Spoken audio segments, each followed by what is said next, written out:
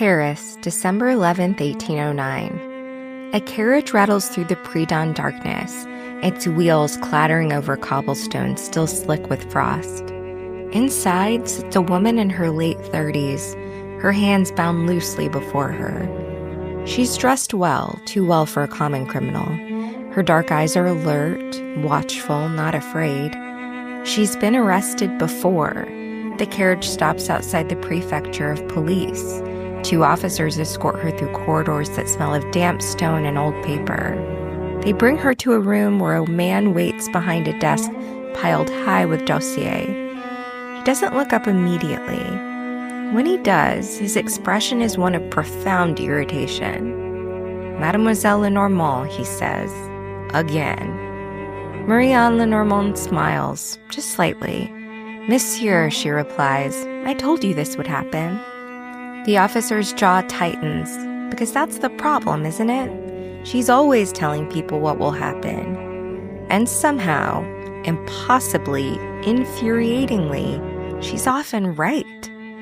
In the France of Napoleon Bonaparte, where the future of an entire continent hangs in the balance, where empires rise and fall on the outcome of a single battle, where political fortunes shift like sand, knowing what comes next isn't just valuable, it's dangerous. I'm Danielle Christmas, and this is Forbidden Predictions, a podcast about the moments when seeing the future became a crime. Today, the woman they called the Sibyl of Paris, the fortune teller who claimed to have predicted the French Revolution, the rise of Napoleon, and the fall of an empire. The woman who reads cards for empresses and generals, who whispered prophecies that shaped the decisions of the powerful, and who spent years of her life in prison cells because the state feared what she might say next. This is the story of Marie-Anne Lenormand, and it's the story of why, in certain moments of history, divination doesn't just threaten reputations, it threatens everything. Let's start with what we know for certain. Marie-Anne Lenormand was born on May 27, 1772, in Alençon, a market town near Normandy. Her father died when she was still a child, and she was eventually sent to the Abbaye Royale des Dames Benedictines, a convent school. Much of what we know about her early life comes from her own memoir, written decades later when she was famous, and had every reason to mythologize her origins. She claimed to possess unusual gifts as a child, to see things others couldn't. She wrote that she was expelled from the convent at 14 for predicting a scandal that would engulf the abbey. Is this true? We can't know, not really. But here's what matters. By the time Marie-Anne Lenormand was in her early 20s, she was in Paris. And Paris in the 1790s was a city coming apart at the seams. The French Revolution began in 1789 when Lenormand was 17. By 1793, the terror was in full swing. The guillotine in the Place de la Révolution was working almost daily. King Louis XVI had been executed in January. Marie Antoinette would follow in October. The streets ran with blood and rumor in equal measure. In times of chaos, people want answers. They want to know, will I survive this? Will my family be safe? Is there any future at all? Lenormand set up shop as a fortune teller. She worked with a partner initially, a woman named Madame Gilbert, and together they established themselves in the Rue de Tournon on the left bank. Their clientele was mixed. Servants and shopkeepers, minor aristocrats trying to stay beneath notice, anyone desperate enough to pay for a glimpse of what tomorrow might bring. And Lenormand was good, extraordinarily good. What made her exceptional was her ability to read people, to listen, to observe, to synthesize information from 1,000 small details, the quality of someone's clothes, the calluses on their hands, the way they held themselves, the questions they asked, and the ones they didn't. She had an intuitive grasp of politics, of social dynamics, of the way power moved through the world. And in revolutionary Paris, that made her invaluable. By 1794, she had her first brush with the law. The details are murky, but according to Lenormand's own account, she was arrested during the terror and imprisoned for several months. The charge?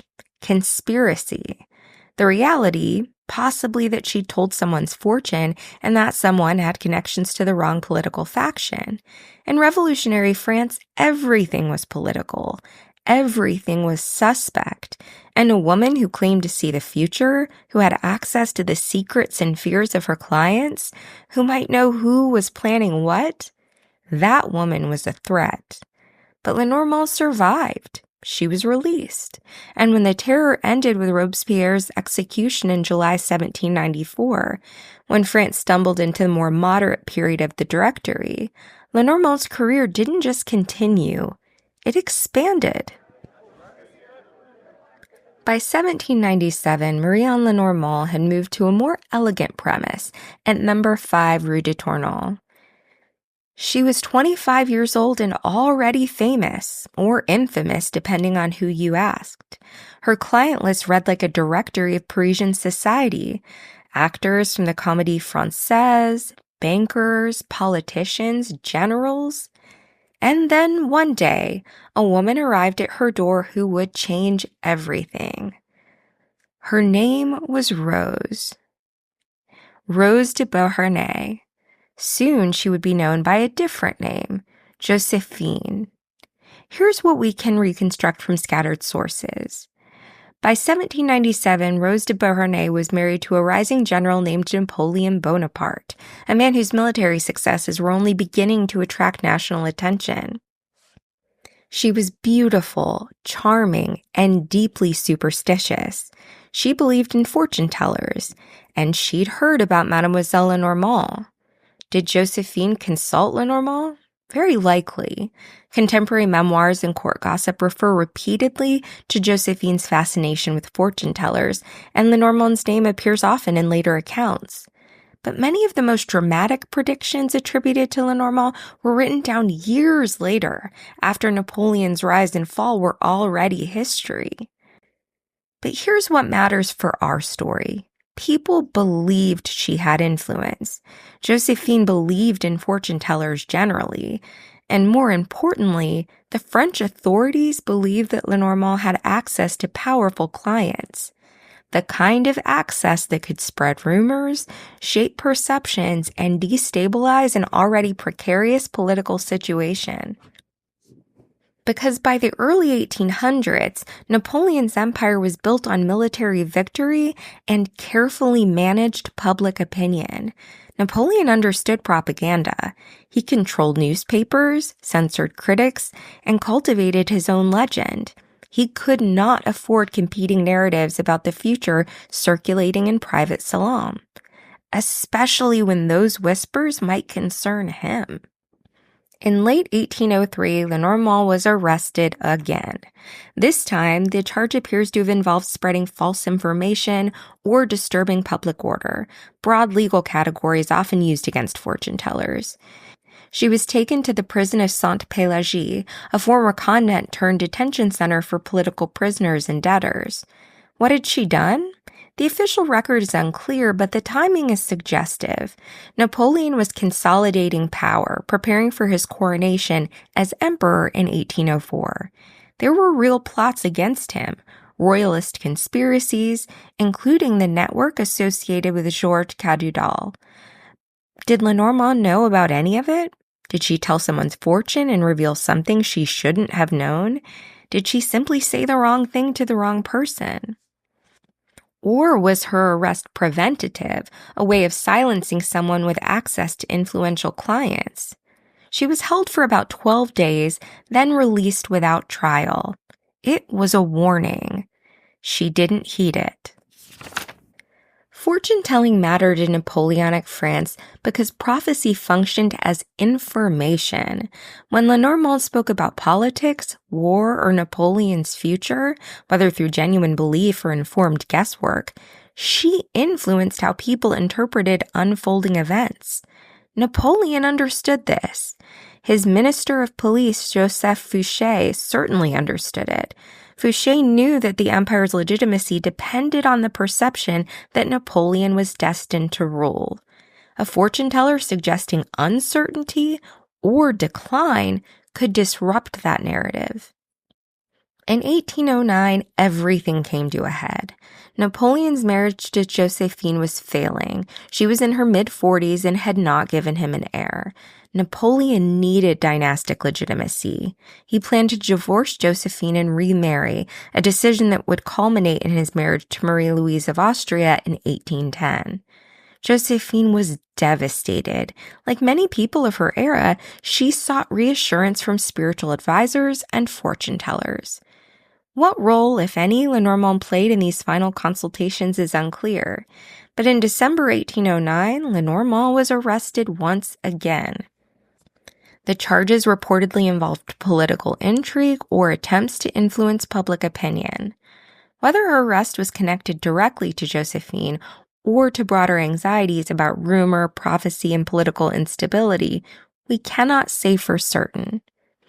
She was imprisoned at La Force, a notorious prison in the Marais district. This time, she remained there for several months.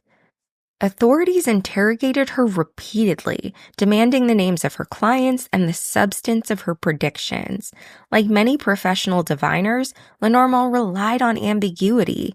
She acknowledged her work without revealing specifics. She framed her predictions as symbolic, interpretable, never explicit enough to prove conspiracy. She was released in the spring of 1810 after several months of detention. Again, no formal trial, no public conviction. Another warning. But Lenormand returned to her work. Through Napoleon's later campaigns, the disastrous invasion of Russia, the defeats that followed, the abdication, the brief return known as the 100 Days, Lenormand continued reading cards. In later years, she claims to have predicted many of these events. Whether those claims reflected foresight or retrospective storytelling remains uncertain, but belief in her powers only grew. After Napoleon's final defeat and exile to St. Helena, the Bourbon monarchy was restored under Louis XVIII. One might assume Lenormand would finally be safe, but fortune-telling was frequently prosecuted under laws related to fraud, superstition, or disturbing public order. These laws gave authorities broad discretion, especially when a practitioner gained public notoriety. In 1821, Lenormand was arrested yet again, this time under Bourbon rule. She was detained at the Petit Force for several weeks. The pattern repeated: arrest, detention, interrogation, release. Rarely a formal trial. Trials required evidence. They created public records. They risked exposing the private concerns of powerful clients. Temporary detention was easier, and it was quieter. Lenormand adapted. She understood that notoriety increased her reputation. If authorities feared her, clients assumed she possessed real power. She published memoirs describing famous consultations.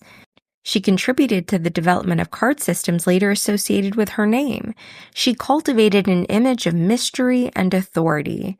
By the 1830s, she had accumulated property, investments, and a comfortable income. Mlle Lenormand died on June 25, 1843, at the age of 71. She died in her own home, financially secure after decades of professional practice. She had outlived Napoleon. She had outlived many of her patrons and detractors. Her survival, more than any specific prediction, secured her legacy. So what do we make of Mlle Lenormand? Was she a genuine psychic? Maybe. Was she a fraud? Too simplistic. She was a skilled observer of human behavior, a communicator, a businesswoman operating in a world where uncertainty created demand for certainty. Her story reveals something crucial about power and prophecy.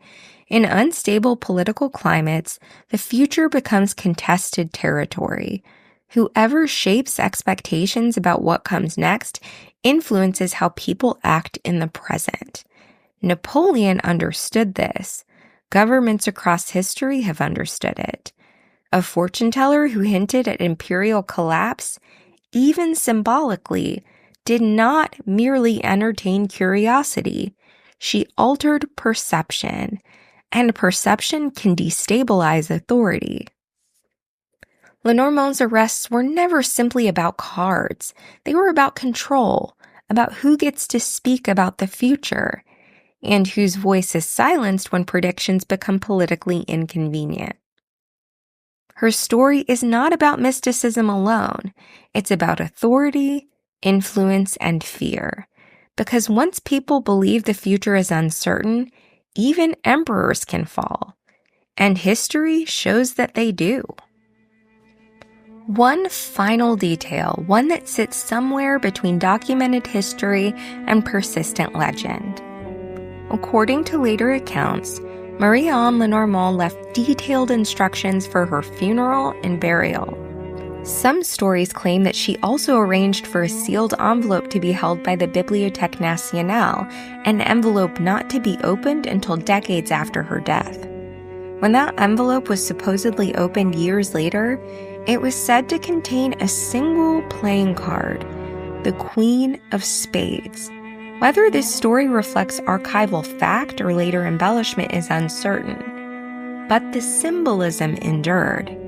In many card traditions, the Queen of Spades represents a widow, a woman shaped by survival and loss, or perhaps the storyteller herself.